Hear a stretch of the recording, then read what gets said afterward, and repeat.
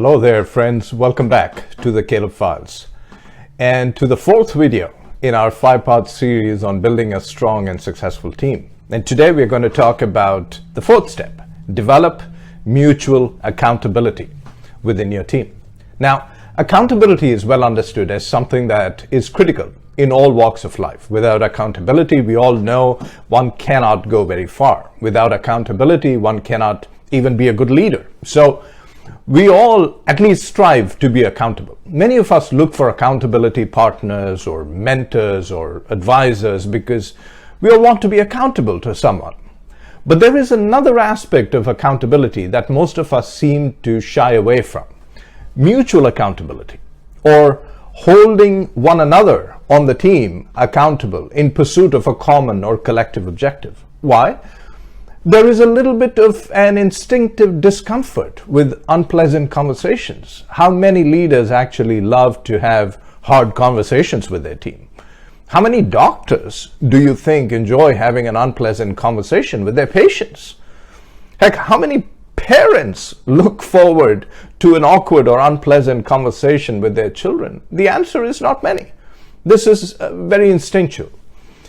It is the same with leadership teams. They would each be totally fine with the idea of holding themselves accountable, but holding each other accountable, that's a whole different ballgame.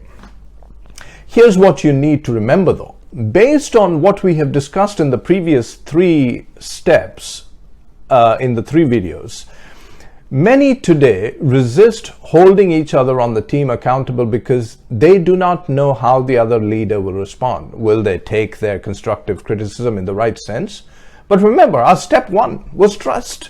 There is a level of trust that is building within the team. So it takes away that hesitation. Team members now understand where that criticism or comment is coming from. Secondly, others shy away from holding each other accountable because criticism is uncomfortable. But remember step number 2, removing the fear of conflict. We are removing that fear of conflict from our teams. Criticism in that context of a collective pursuit of common objectives is no longer to be feared. The former CEO of Microsoft CEO, Steve Ballmer, knows a thing or two about driving performance, right? He said, great companies have a high culture of accountability, and it comes with this culture of criticism. And I think our culture, meaning at Microsoft, is very strong on that.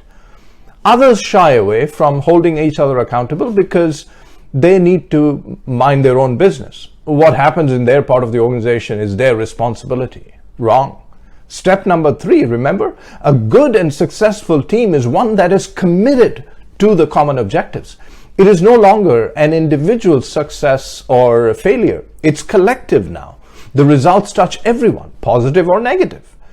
Here is what you will see when your team begins to hold each other accountable. 1, there will be a natural increase in cooperation between what used to be silos and an increased level of flexibility among the leaders or team members.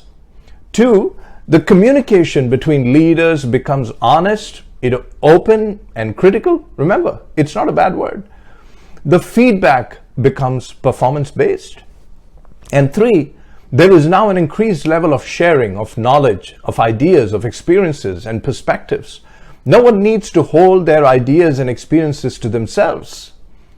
Leaders, pay attention to the language on your teams. Does the language, the questions, the comments, criticisms, feedback, celebration, do they reflect a me language or an us language? How often do you hear this question, for instance? Hey, how can we work together to get the most out of each other? Let me close now, as usual, with a quote. This one from Mark Sanborn, author, speaker, entrepreneur. In teamwork, silent is not golden, it's deadly. Think about it. Cheers.